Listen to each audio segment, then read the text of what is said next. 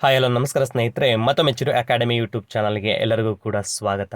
ಸ್ನೇಹಿತರೆ, police sub inspector ನೇಮಕಾತಿ ಈಗಾಗಲೇ PSI ಫಿಸಿಕಲ್ ಎಕ್ಸಾಮನ್ನು ನಡೆಸಲಾಗುತ್ತಿದ್ದು ಜುಲೈ 28ರಿಂದ ಈಗಾಗಲೇ ಹಲವಾರು ಅಭ್ಯರ್ಥಿಗಳು ಒಂದು ಫಿಸಿಕಲ್ ಎಕ್ಸಾಮನ್ನು ಕ್ಲಿಯರ್ ಮಾಡಿದ್ದೀರಾ. ಇನ್ನು ಹಲವಾರು ಅಭ್ಯರ್ಥಿಗಳು ಕೂಡ ಇನ್ನು PSI ಫಿಸಿಕಲ್ ಎಕ್ಸಾಮ್ಗೆ ಸಿದ್ಧತೆಯನ್ನು ಮಾಡ್ತಾ ಇದ್ದೀರಾ. ನಿಮಗೆಲ್ಲರಿಗೂ ಕೂಡ ಆಲ್ ದಿ ಬೆಸ್ಟ್ ಹೇಳ್ತಾ, ಯಾರು ಈಗಾಗಲೇ ಕ್ಲಿಯರ್ ಮಾಡಿದ್ರೆ ಅವರೆಲ್ಲರಿಗೂ ಕೂಡ ಕಂಗ್ರ್ಯಾಚುಲೇಷನ್ ಹೇಳ್ತಾ, ನಿಮಗೀಗ ಒಂದು ಕಾನ್ಫಿಡೆನ್ಸ್ ಬಂದಿದೆ, ಎಸ್ ನಂದು ಫಿಸಿಕಲ್ ಎಕ್ಸಾಮ್ ಕ್ಲಿಯರ್ ಆಯಿತು. ನೆಕ್ಸ್ಟ್ ವಾಟ್ ನೆಕ್ಸ್ಟ್ ಅನ್ನೋದಾದರೆ ನಿಮಗೆ CET ಪರೀಕ್ಷೆಯಲ್ಲಿ 2 ಪ್ರಶ್ನೆ ಪತ್ರಿಕೆಗಳಿರುತ್ತೆ, ಪೇಪರ್ 1 ಮತ್ತು ಪೇಪರ್ 2 ಅಂತೇಳಿ.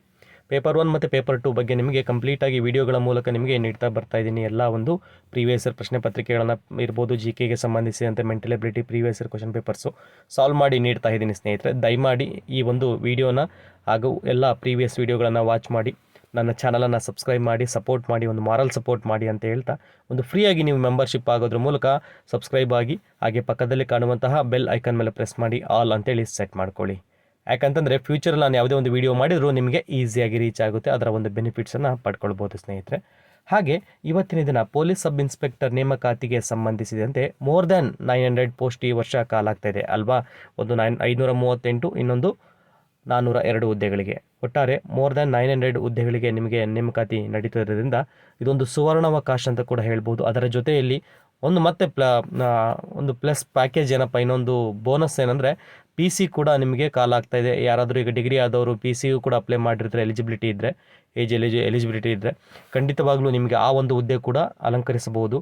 ಸದ್ಯದಲ್ಲಿ ನೀವು ಅದನ್ನು ಪಡಿಬೋದು, ಅಥವಾ ಎರಡರಲ್ಲಿ ಯಾವುದಾದ್ರೂ ಒಂದು ಹುದ್ದೆಯನ್ನು ಪಡಿಬೋದು, ಅಥವಾ ನಿಮಗೆ PSI ಸಿಕ್ಕರೆ PSIನ ಕೂಡ ಪಡಿಬೋದಾಗಿರುತ್ತೆ. ಹಾಗಾದರೆ ಇವತ್ತಿನ ದಿನಾಂಕ 15/11/2015 ನಡೆದಂತಹ ಸಾಮಾನ್ಯ ಜ್ಞಾನ ಪ್ರಶ್ನೆ ಪತ್ರಿಕೆ PSI ಸಿವಿಲ್ HK ರೀಜನ್ಗೆ ಸಂಬಂಧಿಸಿದ ಈ ಒಂದು ಪ್ರಶ್ನೆ ಪತ್ರಿಕೆಯನ್ನು 100 ಪ್ರಶ್ನೆಗಳಿದೆ, B ಶ್ರೇಣಿಯ ಪ್ರಶ್ನೆ ಪತ್ರಿಕೆ. ಇದನ್ನು ಉತ್ತರ ಸಮೇತ ನಿಮಗೆ ನೀಡ್ತಾ ಹೋಗ್ತೀನಿ ಸ್ನೇಹಿತರೆ. ದಯಮಾಡಿ ಕಂಪ್ಲೀಟಾಗಿ ಎಲ್ಲ ಪ್ರಶ್ನೆಗಳಿಗೆ ಉತ್ತರಗಳನ್ನು ಕಂಡುಕೊಳ್ಳಿ. ಕೆಲವೊಂದು ಪ್ರಶ್ನೆಗಳಿಗೆ ನೀವು ಅಪ್ಡೇಟ್ ಆಗಬೇಕಾಗುತ್ತೆ. ಅಂದರೆ GKಯನ್ನು ಕೇಳಿರ್ತಾರೆ, ಕರೆಂಟ್ ಅಫೇರ್ಸನ್ನು ಕೇಳಿರ್ತಾರೆ, ಆಗಿನ ಒಂದು 2015ರಲ್ಲಿ ಕೇಳಿರ್ತಾರೆ, ಈಗ ಪ್ರೆಸೆಂಟ್ 2021, ಅದರ ಪ್ರಕಾರ ನಾವು ಅಪ್ಡೇಟನ್ನು ಮಾಡ್ಕೊಳ್ಬೇಕಾಗುತ್ತೆ.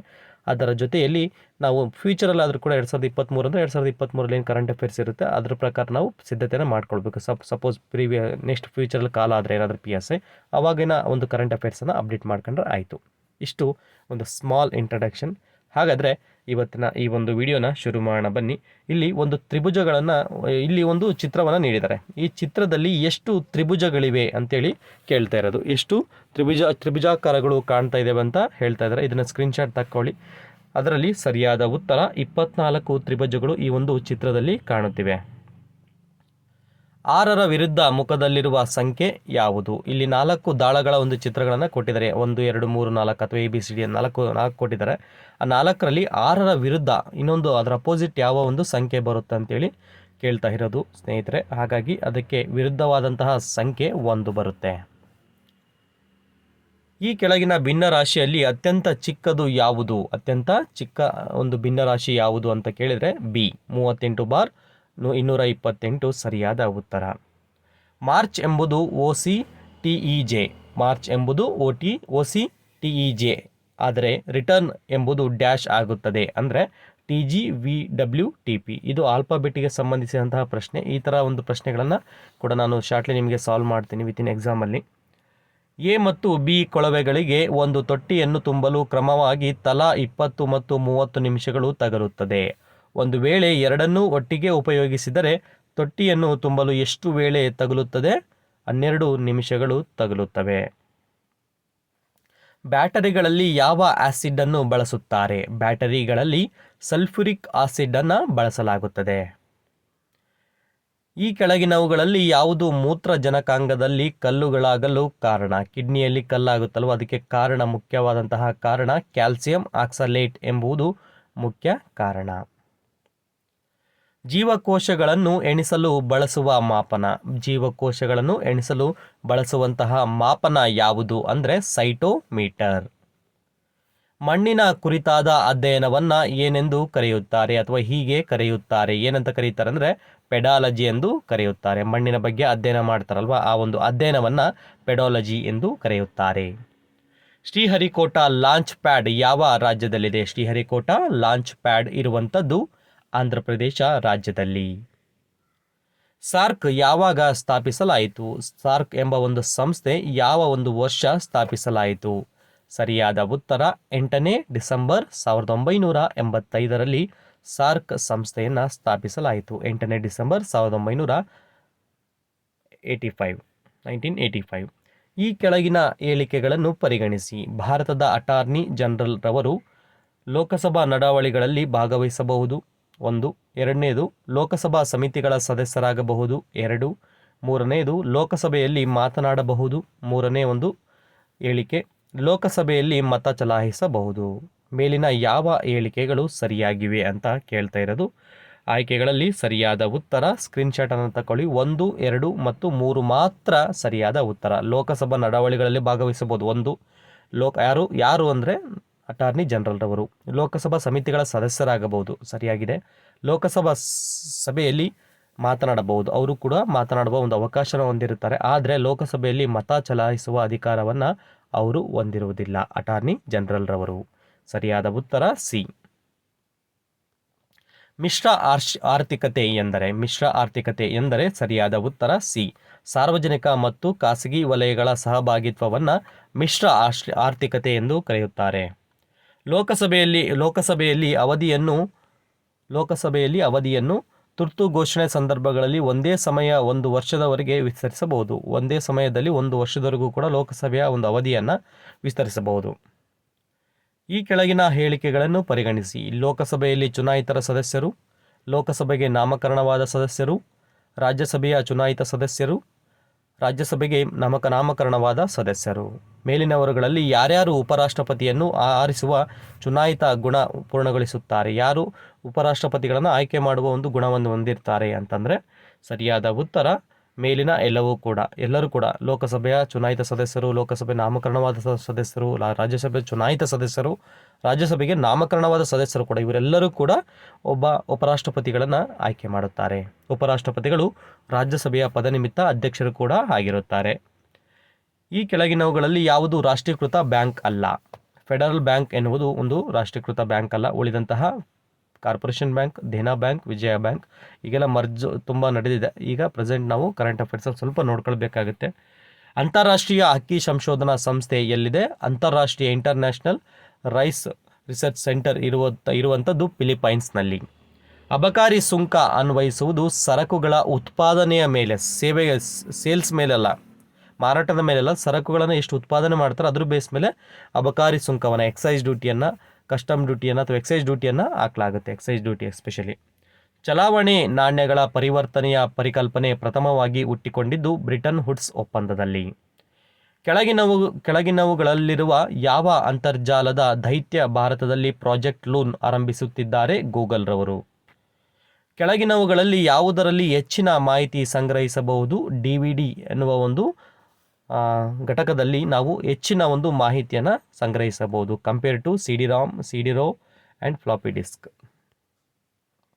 ಗಣಕಯಂತ್ರದ ಮೆದುಳು, ಗಣಕಯಂತ್ರಕ್ಕೆ ಇರುವಂತಹ ಮೆದುಳು ಯಾವುದು ಅಂದರೆ CPU, ಸೆಂಟ್ರಲ್ ಪ್ರೊಸೆಸಿಂಗ್ ಯೂನಿಟ್. ಈ ವಾಣಿಜ್ಯ ಎಂದರೆ ಅಂತರ್ಜಾಲದಲ್ಲಿ ಉತ್ಪನ್ನಗಳನ್ನು ಮತ್ತು ಸೇವೆಗಳ ಖರೀದಿ ಮತ್ತು ಮಾರಾಟವನ್ನು ಈ ವಾಣಿಜ್ಯ, ಕಾಮರ್ಸ್ ಎಂದು ಕರೆಯುತ್ತಾರೆ. ಕಂಪ್ಯೂಟರ್ ವ್ಯವಸ್ಥೆಯಲ್ಲಿ ಸ್ಕ್ಯಾನರ್ ಇದು ಒಂದು ಇನ್ಪುಟ್ ಡಿವೈಸ್ ಆಗಿದೆ. ಎಲ್ಲ ಮಾಹಿತಿಯನ್ನು ಫೀಡ್ ಮಾಡುವ ಒಂದು ಡಿವೈಸ್ ಸ್ಕ್ಯಾನರ್ ಆಗಿರುತ್ತೆ. ಕೀಬೋರ್ಡ್ ಇರ್ಬೋದು, ಮೌಸ್ ಇವೆಲ್ಲವೂ ಕೂಡ ಇನ್ಪುಟ್ ಡಿವೈಸ್. ಯಾವುದು ಸರಿಯಾದ ಹೇಳಿಕೆ? 1 KB = 1024 bytes, 1 MB = 1024 bytes.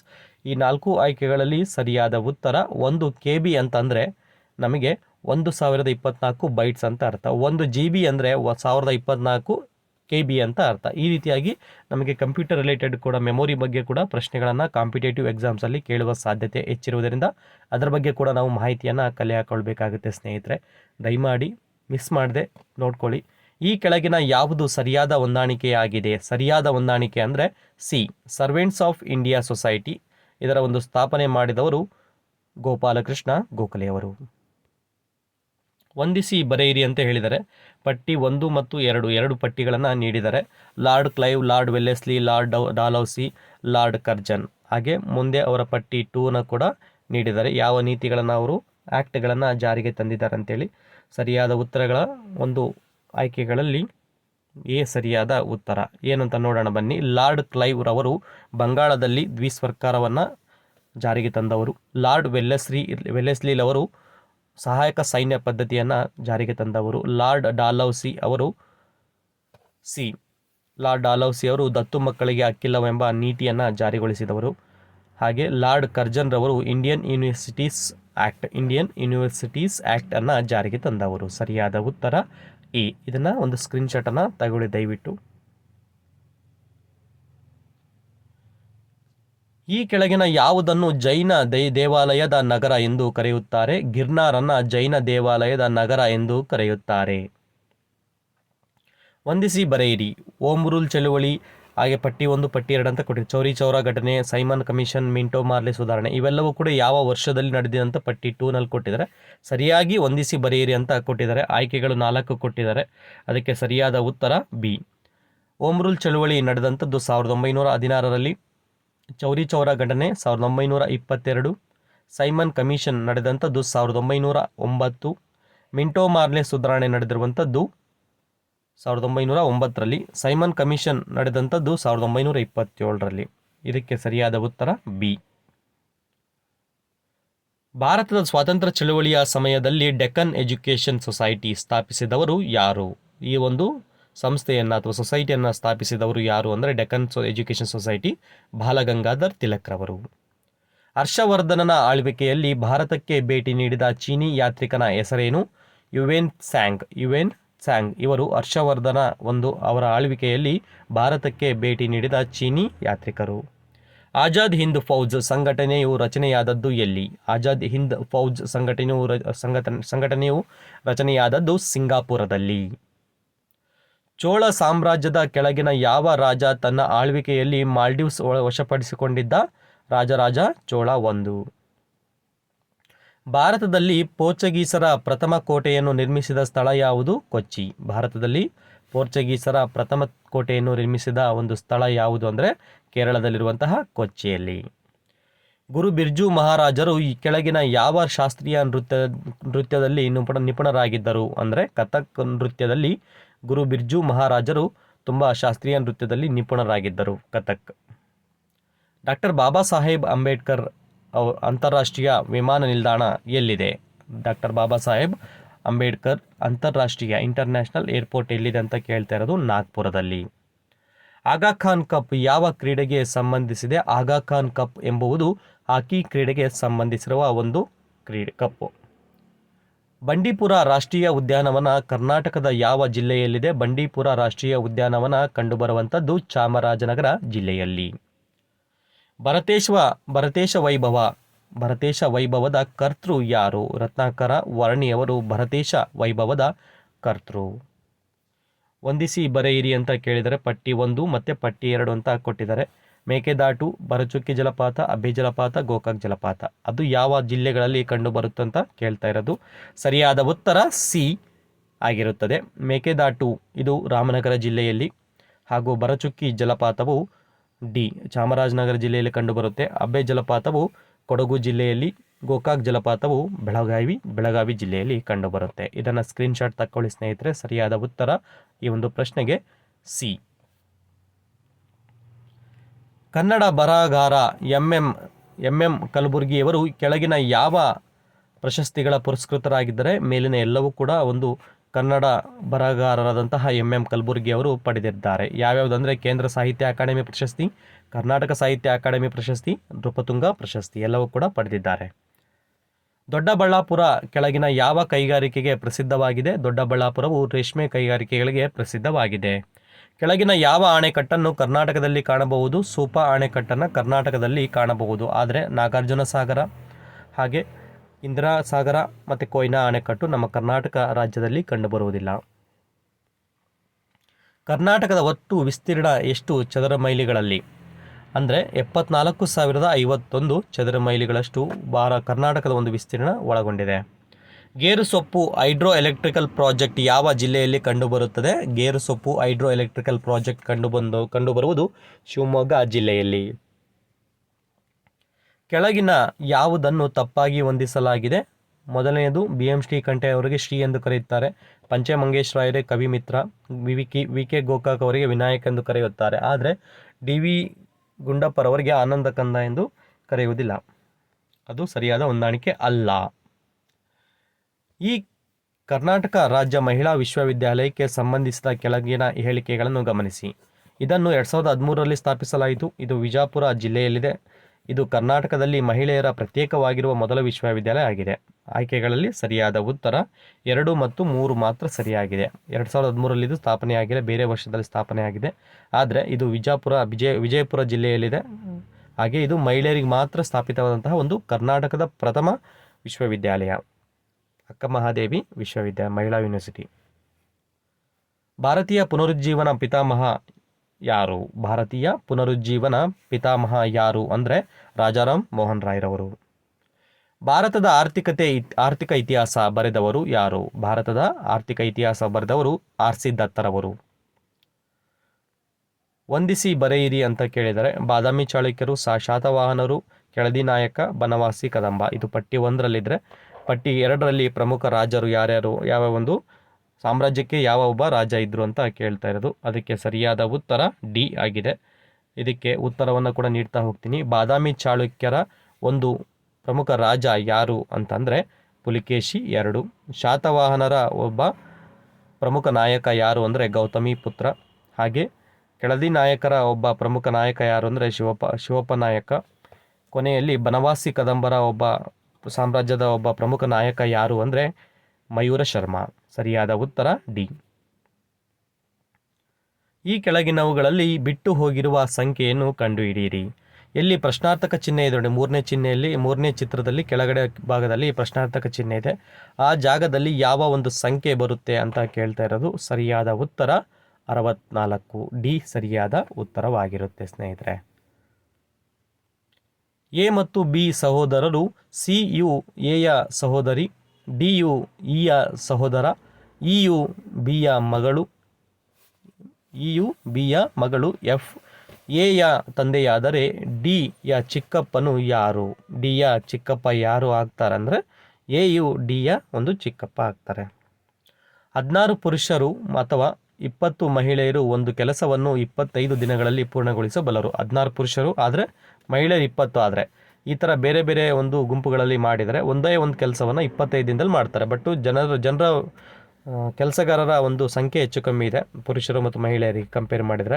ಈ ಕೆಲಸವನ್ನು ಪೂರ್ಣಗೊಳಿಸಲು 28 ಪುರುಷರು ಮತ್ತು 15 ಮಹಿಳೆಯರು ಎಷ್ಟು ದಿನಗಳಲ್ಲಿ ಬೇಕಾಗುತ್ತದೆ? ಕೇವಲ 10 ದಿನದಲ್ಲಿ ಈ ಒಂದು ಕೆಲಸವನ್ನು ಮುಗಿಸ್ತಾ ಹೋಗ್ತಾರೆ. 150 ಮೀಟರ್ ಉದ್ದದ ಗಂಟೆಗೆ 90 ಕಿಲೋಮೀಟರ್ ವೇಗದ ರೈಲು ಗಾಡಿಯೊಂದು 200 ಮೀಟರ್ ಉದ್ದದ ಸೇತುವೆಯನ್ನು ಎಷ್ಟು ಸೆಕೆಂಡ್ಗಳಲ್ಲಿ ದಾಟುತ್ತದೆ? ಕೇವಲ 14 ಸೆಕೆಂಡ್ಗಳಲ್ಲಿ ದಾಟಲಾಗುತ್ತೆ. 3 ವರ್ಷಗಳ ಹಿಂದೆ A ಮತ್ತು B ಗಳ ಸರಾಸರಿ ವಯಸ್ಸು 18 ವರ್ಷ ಆಗಿತ್ತು. A ಮತ್ತು B ಯ ಸರಾಸರಿ ವಯಸ್ಸು, ಇಬ್ಬರ ವಯಸ್ಸು 18 ಆಗಿತ್ತು. ಆಗ ಇವರೊಂದಿಗೆ C ಸೇರಿಕೊಂಡು ಸರಾಸರಿ ವಯಸ್ಸು 22 ಆಗಿದೆ. ಹಾಗಿದ್ದರೆ ಈಗ C ಯ ವಯಸ್ಸೆಷ್ಟು? 3 ವರ್ಷಗಳಿಂದ ಹೇಳ್ತಿರೋದು, ಈಗ ಎಷ್ಟಾಗಿದೆ? 24 ವರ್ಷಗಳು. ಹೈಪೋನೇಟ್ರಿಮಿಯಾ ಬರುವುದು ಇದರ ಕೊರತೆಯಿಂದ. ಸೋಡಿಯಂನ ಒಂದು ಕೊರತೆಯಿಂದ ಹೈಪೋನೇಟ್ರಿಮಿಯಾ ಎಂಬ ಒಂದು ಕಾಯಿಲೆ ಬರುತ್ತದೆ. ಟೆಲಿಗ್ರಾಫ್ ಅನ್ನು ಕಂಡು ಹಿಡಿದವರು ಯಾರು? Samuel F.B. ಮೋರ್ಸ್ ಇವರು ಟೆಲಿಗ್ರಾಫ್ ಅನ್ನು ಕಂಡುಹಿಡಿದವರು. ಕೆಳಗಿನ ಯಾವುದನ್ನು ಗಾಜನ್ನು ಕತ್ತರಿಸಲು ಬಳಸಲಾಗುತ್ತದೆ? ಸಿಲಿಕಾನ್ ಕಾರ್ಬೈಡ್ ಅನ್ನು ಗಾಜನ್ನು ಕತ್ತರಿಸಲು ಬಳಸಲಾಗುತ್ತದೆ. ಭೂಮಿ ಮತ್ತು ಸೂರ್ಯನ ನಡುವಿನ ಇರುವ ಅಂತರ. ಭೂಮಿ ಮತ್ತು ಸೂರ್ಯನ ನಡುವೆ ಇರುವಂತಹ ಅಂತರ 150 ಮಿಲಿಯನ್ ಕಿಲೋಮೀಟರ್. ಓಜೋನ್ ಪದರ ಇರುವುದು ಸ್ಟ್ರಾಟೋಸ್ಪಿಯರ್ನಲ್ಲಿ. ಓಜೋನ್ ಪದರ ಇರುವಂಥದ್ದು ಸ್ಟ್ರಾಟೋಸ್ಪಿಯರ್ನಲ್ಲಿ. ಈ ಕೆಳಗಿನ ಯಾವುದನ್ನು ತಪ್ಪಾಗಿ ಹೊಂದಿಸಿ ಬರೆಯಲಾಗಿದೆ? ಘಾನಾ ಅಭಯಾರಣ್ಯ ಇದು ಹುಲಿಯ ಅಭಯಾರಣ್ಯ ಅಲ್ಲ, ಹಾಗಾಗಿ ಇದು ಸರಿಯಾದ ಹೊಂದಾಣಿಕೆ ಆಗಿರುವುದಿಲ್ಲ. ಉಳಿದಂತಹ ಕಾಜಿರಂಗ ರಾಷ್ಟ್ರೀಯ ಉದ್ಯಾನವನ ಇದು ಒಂದು ಕೊಂಬಿನ ಖಡ್ಗಮೃಗಗಳ ಒಂದು ಉದ್ಯಾನವನ ಆಗಿದೆ. ಗಿರ್ ರಾಷ್ಟ್ರೀಯ ಉದ್ಯಾನವನ ಏಷ್ಯಾ ಸಿಂಹಗಳಿದೆ. ದಚಿಗಮ್ ಅಭಯಾರಣ್ಯ ಕಾಶ್ಮೀರ ಕಣಿವೆ ಆಗಿದೆ. ಆದರೆ D ಸರಿಯಾದ ಹೊಂದಾಣಿಕೆ ಅಲ್ಲ. ಈ ಕೆಳಗಿನವುಗಳಲ್ಲಿ ನೀರಿನಲ್ಲಿ ಕರಗುವ ಒಂದು ಜೀವಸತ್ವ ವಿಟಮಿನ್ ಯಾವುದು ಅಂದರೆ ವಿಟಮಿನ್ B. ಯಾವ ದೇಶ ಹಾಲಿನ ಉತ್ಪನ್ನಗಳಿಗೆ ಪ್ರಸಿದ್ಧವಾಗಿದೆ? ಡೆನ್ಮಾರ್ಕ್ ದೇಶ ಹಾಲಿನ ಉತ್ಪನ್ನಗಳಿಗೆ ಪ್ರಸಿದ್ಧವಾದಂತಹ ಒಂದು ದೇಶ. ವಿಶ್ವ ಆರೋಗ್ಯ ಸಂಸ್ಥೆ ಎಲ್ಲಿದೆ? ವಿಶ್ವ ಆರೋಗ್ಯ ಸಂಸ್ಥೆ ಇರುವಂಥದ್ದು WHO ವರ್ಲ್ಡ್ ಹೆಲ್ತ್ ಆರ್ಗನೈಜೇಷನ್ ಇರುವಂಥದ್ದು ಜಿನೇವಾದಲ್ಲಿ. ಈ ಕೆಳಗಿನ ಯಾವ ರೋಗವು ಸೊಳ್ಳೆಗಳಿಂದ ಹರಡುವುದಿಲ್ಲ? ಯೆಲ್ಲೋ ಫೀವರ್ ಎಂಬುದು ಸೊಳ್ಳೆಗಳಿಂದ ಹರಡುವುದಿಲ್ಲ. ಉಳಿದಂತಹ ಡೆಂಗ್ಯೂ, ಚಿಕನ್ಗುನ್ಯಾ, ಜಪಾನೀಸ್ ಎನ್ಸೆಫಾಲಿಟಿಸ್ ಇವು ಎಲ್ಲವೂ ಕೂಡ ಸೊಳ್ಳೆಗಳ ಒಂದು ಕಡಿತದಿಂದ ಉಂಟಾಗುತ್ತೆ. RBI ರಾಷ್ಟ್ರೀಕರಣವಾಗಿದ್ದು 1949, ಆದರೆ ಇವು ಸ್ಥಾಪನೆಯಾದದ್ದು 1935 ಸ್ಥಾಪನೆ ಆಯಿತು. ರಾಷ್ಟ್ರೀಕರಣ ನ್ಯಾಷನಲೈಸ್ ಆಗಿದ್ದು 1949. ಕೆಳಗಿನ ಯಾವ ಸಂಸ್ಥೆ ಪಂಚವಾರ್ಷಿಕ ಯೋಜನೆಯ ಪ್ರಸ್ತಾವನೆಗಳನ್ನು ಅಂತಿಮಗೊಳಿಸುತ್ತದೆ? ಕೆಳಗಿನ ಯಾವ ಸಂಸ್ಥೆ ಪಂಚವಾರ್ಷಿಕ ಯೋಜನೆಯ ಪ್ರಸ್ತಾವನೆಯನ್ನು ಅಂತಿಮಗೊಳಿಸುತ್ತದೆ ಅಂದರೆ ರಾಷ್ಟ್ರೀಯ ಅಭಿವೃದ್ಧಿ ಮಂಡಳಿ. ಭಾರತದ ಆರ್ಥಿಕ ಸಮೀಕ್ಷೆಯನ್ನು ಪ್ರಕಟಿಸುವವರು, ಭಾರತದ ಆರ್ಥಿಕ ಸಮೀಕ್ಷೆಯನ್ನು ಯಾರು ಪ್ರಕಟಿಸುತ್ತಾರೆ ಅಂದರೆ ಕೇಂದ್ರ ಒಂದು ಹಣಕಾಸು ಸಚಿವಾಲಯ. ವಾಣಿಜ್ಯ ಕೊರತೆ ಯಾವಾಗ ಉಂಟಾಗುತ್ತದೆ? ವಾಣಿಜ್ಯ ಕೊರತೆ ಆಮದು ಹೆಚ್ಚಾಗಿದ್ದು ಅದರ ರಫ್ತು ಸ್ಥಿರ ಮತ್ತು ಕಡಿಮೆ ಇದ್ದಾಗ. ಸಂವಿಧಾನದ 51ನೇ ವಿಧಿ ಯಾವ ವಿಷಯದ ಬಗ್ಗೆ ವಿವರಿಸುತ್ತದೆ? ಸಂವಿಧಾನದ 51ನೇ ವಿಧಿ ಯಾವ ವಿಷಯದ ಬಗ್ಗೆ ವಿವರಿಸುತ್ತದೆ ಅಂದರೆ ಅಂತಾರಾಷ್ಟ್ರೀಯ ಶಾಂತಿ ಮತ್ತು ಭದ್ರತೆಯ ಬಗ್ಗೆ ವಿವರಿಸುತ್ತದೆ. ಈ ಕೆಳಗಿನವುಗಳಲ್ಲಿ ಯಾವುದು ಸಂವಿಧಾನಿಕ ಸಂಸ್ಥೆ ಅಲ್ಲ? ಸಾಂವಿಧಾನಿಕ ಸಂಸ್ಥೆ ಯಾವುದು ಅಲ್ಲ ಅಂದರೆ ಯಾವ ಹೌದಂತ ನೋಡೋದಾದ್ರೆ ಈ ಆಯ್ಕೆಗಳಲ್ಲಿ ಚುನಾವಣಾ ಆಯೋಗ ಮತ್ತು ಅಂತಾರಾಜ್ಯ ಮಂಡಳಿ ಆಯೋಗ ಇವೆರಡು ಕೂಡ ಸಾಂವಿಧಾನಿಕ ಸಂಸ್ಥೆಗಳು. ಆದರೆ ಯೋಜನಾ ಆಯೋಗ, ರಾಷ್ಟ್ರೀಯ ಸಲಹಾ ಮಂಡಳಿ ಇವ್ಯಾವುದೂ ಕೂಡ ಸಾಂವಿಧಾನಿಕ ಸಂಸ್ಥೆಗಳು ಅಲ್ಲ. ಸಂವಿಧಾನದ ಯಾವ ಅನುಚ್ಛೇದ ರಾಷ್ಟ್ರೀಯ ನ್ಯಾಯಾಂಗ ನೇಮಕಾತಿ ಆಯೋಗ ಸಂಬಂಧಿಸಿದೆ? ಅನುಚ್ಛೇದ 124A. ಸಂವಿಧಾನದ ತಿದ್ದುಪಡಿ ಪ್ರಕ್ರಿಯೆಯನ್ನು ಇವರು ಪ್ರಾರಂಭಿಸಬಹುದು. ಯಾರು ಅಂತಂದರೆ 1 ಮತ್ತು 2 ಡಿ ಸರಿಯಾದ ಉತ್ತರ. ಲೋಕಸಭೆ ಮತ್ತು ರಾಜ್ಯಸಭೆಯಿಂದ ತಿದ್ದುಪಡಿಯ ಪ್ರಕ್ರಿಯೆಯನ್ನು ಆರಂಭಿಸಬಹುದು.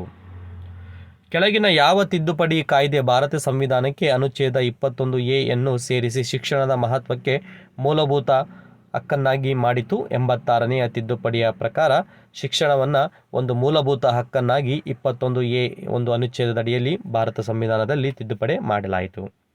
ರಾಜ್ಯಸಭಾ ಸದಸ್ಯರ ಅವಧಿ ಎಷ್ಟು? ರಾಜ್ಯಸಭಾ ಸದಸ್ಯರ ಅವಧಿ ಎಷ್ಟು ಅಂದರೆ 6 ವರ್ಷಗಳು. 1/3 ಏನಾಗ್ತಾ ಹೋಗ್ತಾರೆ, ಪ್ರತಿ 2 ವರ್ಷಕ್ಕೊಮ್ಮೆ ಚೇಂಜ್ ಆಗ್ತಾ ಹೋಗ್ತಾರೆ. ಮಾಹಿತಿ ಪ್ರಸರಣದ ವೇಗವನ್ನು ಅಳೆಯಲು ಬಳಸುವ ಯೂನಿಟ್ ಯಾವುದು? Bits per second. ಹೊಂದಿಸಿ ಬರೆಯಿರಿ. ಈ ರೀತಿಯಾಗಿ ಮೋರ್ ದೆನ್ ಒಂದು 10 ಪ್ರಶ್ನೆಗಳು ಇರ್ಬೋದೇನಪ್ಪ, ಈ ಥರ ಹೊಂದಿಸಿ ಬರೆಯಿರಿ. PC-ನಲ್ಲಿ ಈ ಥರ ಎಲ್ಲ ಕೇಳಲ್ಲ.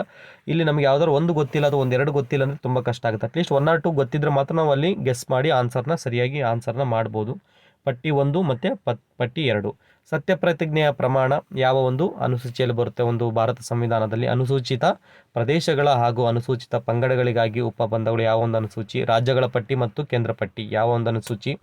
ರಾಜ್ಯಸಭೆಯ ಸ್ಥಾನಗಳ ಹಂಚಿಕೆ ಯಾವ ಒಂದು ಪಟ್ಟಿಯಲ್ಲಿ ಬರುತ್ತೆ? ಇದು ನಮಗೆ ಗೊತ್ತಿದ್ರೆ ಮಾತ್ರ ನಾವು ಸರಿಯಾದ ಉತ್ತರವನ್ನು ನೀಡ್ಬೋದು. ಸರಿಯಾದ ಉತ್ತರ ಇಲ್ಲಿ ಸಿ ಆಗಿದೆ ನೋಡಿ. ಸತ್ಯಪ್ರತಿಜ್ಞೆಯ ಪ್ರಮಾಣ ಅನುಸೂಚಿ 3ರಲ್ಲಿ. ಅನುಸೂಚಿತ ಪ್ರದೇಶಗಳ ಹಾಗೂ ಅನುಸೂಚಿತ ಪಂಗಡಗಳಿಗಾಗಿ ಉಪಬಂಧಗಳು ಇದು ಯಾವ ಒಂದು ಪಟ್ಟಿಯಲ್ಲಿ ಬರುತ್ತೆ ಅಂದರೆ ಅನುಸೂಚಿಯಲ್ಲಿ ಅನುಸೂಚಿ 5. ಹಾಗೂ ರಾಜ್ಯಗಳ ಪಟ್ಟಿ ಮತ್ತು ಕೇಂದ್ರ ಪಟ್ಟಿ ಕಂಡುಬರುವಂಥದ್ದು ಅನುಸೂಚಿ 7ರಲ್ಲಿ. ರಾಜ್ಯಸಭೆಯ ಸ್ಥಾನಗಳ ಹಂಚಿಕೆ ಕಂಡುಬರುವಂಥದ್ದು ಅನುಸೂಚಿ 4ರಲ್ಲಿ. ನೋಡಿರುವ ಸ್ನೇಹಿತರೆ, ಈ ಒಂದು ಇದು ನಿಮಗೆ ಒಂದು ಹೊಂದಿಸಿ ಬರೆಯಿರಿ ತುಂಬ ಪ್ರಶ್ನೆಗಳನ್ನ ಕೇಳ್ತಾರೆ. ಹಾಗಾಗಿ ನಾವು ತುಂಬ ಕೇರ್ಫುಲ್ಲಾಗಿ ಒಂದು ಇಯರ್ ಬಗ್ಗೆ ಇರ್ಬೋದು, ರಾಜರ ಬಗ್ಗೆ ಇರ್ಬೋದು, ಅಥವಾ ಯಾವ ಒಬ್ಬ ಇನ್ಸಿಡೆಂಟ್ ಬಗ್ಗೆ, ಯಾವ ಒಂದು ಆ್ಯಕ್ಟನ್ನು ಯಾರು ತಂದಿದ್ದಾರೆ ಇದ್ರ ಬಗ್ಗೆ ನಾವು ಕರೆಕ್ಟಾಗಿ ಗೊತ್ತಿದ್ರೆ ಮಾತ್ರ ಆನ್ಸರನ್ನು ಮಾಡ್ಬೋದು. ಇಲ್ಲ ಅಂತಂದರೆ ತಪ್ಪಾದರೆ ನಮಗೆ ಮುಂದೆ ಪೆನಾಲ್ಟಿಗಳು ಆಗುವ ಸಾಧ್ಯತೆ ಇರುತ್ತೆ. Penalty in the form of ನಮ್ಮ ಒಂದು ಜಾಬನ್ನು ಬೇರೆ ಯಾರೋ ತಗೊಳ್ಬೋದು. ಹಾಗಾಗಿ ತುಂಬ ಒಂದು ಡೆಪ್ತಾಗಿ ಕ್ಲಿಯರಾಗಿ ನಾವು ಓದ್ಕೊಳ್ಬೇಕು. ಇದನ್ನು ಒಂದು ಸ್ಕ್ರೀನ್ಶಾಟ್ ತಕ್ಕೊಳ್ಳಿ. ಇದಕ್ಕೆ ಸರಿಯಾದ ಉತ್ತರವನ್ನು ಕೂಡ ನಾನು ಹೇಳಿದ್ದೀನಿ. ಸಿ ಸರಿಯಾದ ಉತ್ತರ. ದೆಹಲಿಯ ಸುಲ್ತಾನರುಗಳ ರಾಜವಂಶದ ಸರಿಯಾದ ಕ್ರಮ ಕೆಳಗಿನವುಗಳಲ್ಲಿ ಯಾವುದು ಅಂದರೆ ಫಸ್ಟ್ ಗುಲಾಮಿ, ಆಮೇಲೆ ಖಿಲ್ಜಿ ಸಂತತಿ, ಆಮೇಲೆ ತುಘಲಕ್ ಸಂತತಿ, ಲಾಸ್ಟಿಗೆ ಲೋಧಿ ಸಂತತಿ. ಇದು ಒಂದು ಏನಿದೆ ಸರಿಯಾದ ಕ್ರಮವಾಗಿದೆ. ಸಿ ಸರಿಯಾದ ಉತ್ತರ. ಗುಲಾಮಿ, ಖಿಲ್ಜಿ, ತುಘಲಕ್, ಲೋಧಿ. ಅಶೋಕನ ಮೇಲೆ ಹೆಚ್ಚು ಪ್ರಭಾವ ಬೀರಿದ ಬೌದ್ಧ ಧರ್ಮದ ಸನ್ಯಾಸಿ ಉಪಗುಪ್ತ. ಎ ಸರಿಯಾದ ಉತ್ತರ ಉಪಗುಪ್ತ. ನಾಲ್ಕು ವೇದಗಳಲ್ಲಿ ಮೊದಲನೇ ವೇದ ಯಾವುದು ಅಂದರೆ, ನಾಲ್ಕು ವೇದಗಳಲ್ಲಿ ಸಾಮವೇದ, ಯಜುರ್ವೇದ, ಅಥರ್ವಣ ವೇದ, ಋಗ್ವೇದದಲ್ಲಿ ತುಂಬ ಹಳೆಯ ಮತ್ತು ಮೊದಲ ಒಂದು ವೇದ ಯಾವುದು ಅಂದರೆ ಋಗ್ವೇದ. ರೈತವಾರಿ ಪದ್ಧತಿಯನ್ನು ಜಾರಿಗೆ ತಂದವರು ಯಾರು? ಥಾಮಸ್ ಮುನ್ರೋರವರು ರೈತವಾರಿ ಪದ್ಧತಿಯನ್ನು ಜಾರಿಗೆ ತಂದವರು. ಗೀತಾ ಗೋವಿಂದವನ್ನು ಬರೆದವರು ಯಾರು? ಜಯದೇವ. ಇವರು ಗೀತಾ ಗೋವಿಂದವನ್ನು ಬರೆದವರು. ಗಾಂಧಿ ಇರ್ವಿನ್ ಒಪ್ಪಂದದ ಬಗ್ಗೆ ಈ ಕೆಳಗಿನ ಯಾವ ಹೇಳಿಕೆ ಸರಿ ಇರುವುದಿಲ್ಲ? ಗಾಂಧಿ ಇರ್ವಿನ್ ಒಪ್ಪಂದದ ಬಗ್ಗೆ ಗಾಂಧಿಯವರು ವೈಸ್ರಾಯ್ರವರ ಸಂದರ್ಶನ ಕೋರಿ ಪತ್ರ ಬರೆದಿದ್ದಾರೆ. ಈ ಒಂದು ಹೇಳಿಕೆ ಸರಿಯಾಗಿರುವುದಿಲ್ಲ. ಪ್ರಪಂಚದ ಮೊದಲ ಮಹಿಳಾ ಪ್ರಧಾನಿ ಮಂತ್ರಿ ಯಾರು? ಪ್ರಪಂಚದ ಮೊದಲ ಮಹಿಳಾ ಮಂತ್ರಿ ಯಾರು ಅಂದರೆ ಇಂದಿರಾ ಗಾಂಧಿ ಇದ್ದಾರೆ, Margaret Thatcher, Sirimavo Bandaranaike, Kim Campbell. ಆದರೆ ಸರಿಯಾದ ಉತ್ತರ ಪ್ರಪಂಚದಲ್ಲಿ, ನಮ್ಮ ಭಾರತದಲ್ಲಿ ಕೇಳ್ತಾ ಇಲ್ಲ, ಪ್ರಪಂಚದಲ್ಲಿ ಮೊದಲ ಒಂದು ಪ್ರಧಾನಮಂತ್ರಿ ಯಾರು, ಮಹಿಳಾ ಪ್ರಧಾನಮಂತ್ರಿ ಅಂದರೆ ಸಿರಿಮಾವೋ ಬಂಡಾರನಾಯಕಿ. ಇದು ಪ್ರಶ್ನೆ ತುಂಬ ಬಾರಿ ಕೇಳಿದರೆ ಇಂಪಾರ್ಟೆಂಟ್ ಸ್ನೇಹಿತರೆ. ಪ್ಲಾಸಿ ಕದನದ ಯುದ್ಧ ಭೂಮಿ ಇರುವುದು ಪಶ್ಚಿಮ ಬಂಗಾಳದಲ್ಲಿ. ಪ್ಲಾಸಿ ಕದನ ಎಲ್ಲಿ ನಡೆಯಿತು? ಅದು ಈಗ ಪ್ರೆಸೆಂಟ್ ಇರುವಂಥದ್ದು ಪಶ್ಚಿಮ ಬಂಗಾಳ ರಾಜ್ಯದಲ್ಲಿ. ಯಾವ ವಿದೇಶದ ಪ್ರಭಾವವನ್ನು ಭಾರತದ ಶಿಲೆಗಳಲ್ಲಿ ಕತ್ತರಿಸಿ ನಿರ್ಮಿಸಿದ ವಾಸ್ತುಶೈಲಿಗಳಲ್ಲಿ ಕಾಣಬಹುದು? ಪರ್ಷಿಯನ್. ಯಾರ್ಲಂಗ್ ಸ್ಯಾಂಗ್ಟೋ ನದಿಯನ್ನು ಭಾರತದಲ್ಲಿ ಹೀಗೆ ಕರೆಯುತ್ತಾರೆ, ಬ್ರಹ್ಮಪುತ್ರ ನದಿ ಎಂದು ಕರೆಯುತ್ತಾರೆ, ಅಥವಾ ಬ್ರಹ್ಮಪುತ್ರ ನದಿಗೆ ಇನ್ನೊಂದು ಹೆಸರು ಯಾರ್ಲಂಗ್ ಸ್ಯಾಂಗ್ಟೋ. ಈ ಕೆಳಗಿನ ಯಾವ ಬೆಳೆಗೆ ಪ್ರತಿ ಹೆಕ್ಟೇರ್ಗೆ ಅತ್ಯಧಿಕ ನೀರಿನ ಅಗತ್ಯವಿದೆ? ಕಬ್ಬು ಬೆಳೆಗೆ ನೀರಿನ ಒಂದು ಅವಶ್ಯಕತೆ ಇದೆ. ಯಾವ ವಿದೇಶದ ರಾಷ್ಟ್ರ ಅಂಡಮಾನ್ ದ್ವೀಪಗಳಿಗೆ ಹತ್ತಿರವಾಗಿದೆ? ಯಾವ ವಿದೇಶದ ರಾಷ್ಟ್ರ ಅಂಡಮಾನ್ ದ್ವೀಪಗಳಿಗೆ ಹತ್ತಿರವಾಗಿದೆ ಅಂದರೆ ಮಯನ್ಮಾರ್ ದೇಶ. ಭಾರತದ ಕರಾವಳಿ ಅಂದಾಜು ಉದ್ದ ಎಷ್ಟಿದೆ ಅಂದರೆ, ಇಲ್ಲಿ ಆಯ್ಕೆಗಳಲ್ಲಿ ಯಾವುದು ಸರಿಯಾಗಿ ಇಲ್ಲದೆ ಇರೋದ್ರಿಂದ ಗ್ರೇಸನ್ನು ನೀಡಿರ್ತಾರೆ ಸ್ನೇಹಿತರೆ. ಜಯ ಭಾರತ ಜನನೀಯ ತನುಜಾತೆ ಈ ಒಂದು ಗೀತೆಯನ್ನು ಈ ಒಂದು ನಾಡಗೀತೆಯನ್ನು ರಚಿಸಿದವರು ಯಾರು ಅಂದರೆ ಕುಪ್ಪಳ್ಳಿ ವೆಂಕಟಪ್ಪನವರ ಮಗ ಪುಟ್ಟಪ್ಪ, ಕುವೆಂಪುರವರು ರಚಿಸಿದ್ದಾರೆ ಜಯ ಭಾರತ ಜನನೀಯ ತನುಜಾತೆ. ಇದು ನಮ್ಮ ಕರ್ನಾಟಕ ರಾಜ್ಯದ ಒಂದು ಗೀತೆಯಾಗಿದೆ. ಕೇಂದ್ರೀಯ ಭಾರತೀಯ ಭಾಷೆಗಳ ಸಂಸ್ಥೆ ಎಲ್ಲಿದೆ? ಕೇಂದ್ರೀಯ ಭಾರತೀಯ ಭಾಷೆಗಳ ಸಂಸ್ಥೆ ಮೈಸೂರು ಒಂದು ನಗರದಲ್ಲಿ ಕಂಡುಬರುತ್ತೆ. ಬೆಂಗಳೂರಿನ ಕಬ್ಬನ್ ಪಾರ್ಕ್ನ ನಿರ್ಮಾಪಕ ಯಾರು? John Meade. ಇವರು ಬೆಂಗಳೂರಿನ ಕಬ್ಬನ್ ಪಾರ್ಕ್ನ ನಿರ್ಮಾಪಕರು.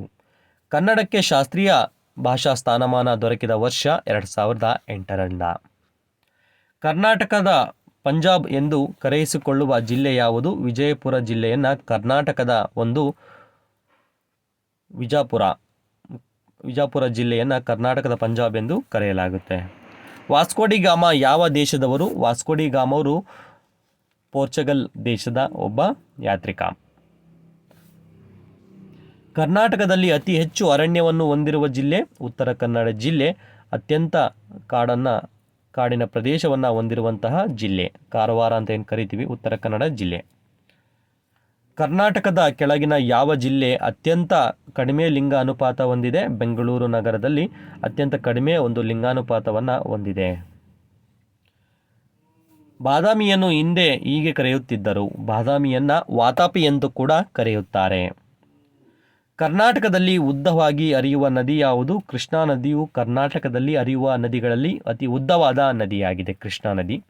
ನೋಡಿದ್ರಲ್ವ ಸ್ನೇಹಿತರೆ, ಈ ಒಂದು ವಿಡಿಯೋ ಕಂಪ್ಲೀಟಾಗಿ ನೋಡಿದಿರ ಅಂತ ಅಂದ್ಕೊಂಡಿದ್ದೀನಿ. 2015ರಲ್ಲಿ ನಡೆದಂತಹ ಸಿವಿಲ್ PSI ಪ್ರಶ್ನೆ ಪತ್ರಿಕೆ HK ರೀಜನ್ನ ಒಂದು ಪ್ರಶ್ನೆ ಪತ್ರಿಕೆ ಕಂಪ್ಲೀಟಾಗಿ 100 ಪ್ರಶ್ನೆಗಳಿಗೆ ಉತ್ತರಗಳನ್ನು ನೀಡಿದ್ದೀನಿ. ಕೆಲವೊಂದನ್ನು ಅಪ್ಡೇಟ್ ಮಾಡ್ಕೊಂಡ್ರೆ ನಿಮಗೆ 100% ಎಲ್ಲ ಪ್ರಶ್ನೆಗಳಿಗೂ ಕೂಡ ಉತ್ತರ ಸರಿಯಾಗಿರುತ್ತೆ. ಹಾಗೆ ಈ ಒಂದು ವಿಡಿಯೋ ನಿಮಗೆ ಇಷ್ಟ ಆದರೆ ಲೈಕ್ ಮಾಡಿ, ಹಾಗೆ ನನ್ನ ಚಾನಲನ್ನು ಸಬ್ಸ್ಕ್ರೈಬ್ ಮಾಡಿ. ನಿಮ್ಮ ವಿದ್ಯಾರ್ಥಿಗಳು ಸ್ನೇಹಿತರಿಗೂ ಕೂಡ, ನಿಮ್ಮ ಒಂದು ಏನು ಫ್ರೆಂಡ್ಸ್ ಇದ್ದಾರೆ ಎಲ್ಲರಿಗೂ ಕೂಡ ಶೇರ್ ಮಾಡಿ, ಅವರ ಗ್ರೂಪ್ಗಳಲ್ಲಿ ಶೇರ್ ಮಾಡಿ ಅಂತ ಹೇಳ್ತಾ ಎಲ್ಲರಿಗೂ ಕೂಡ ಮತ್ತೊಮ್ಮೆ ಅನಂತ ಧನ್ಯವಾದಗಳು. ಜೈ ಹಿಂದ್.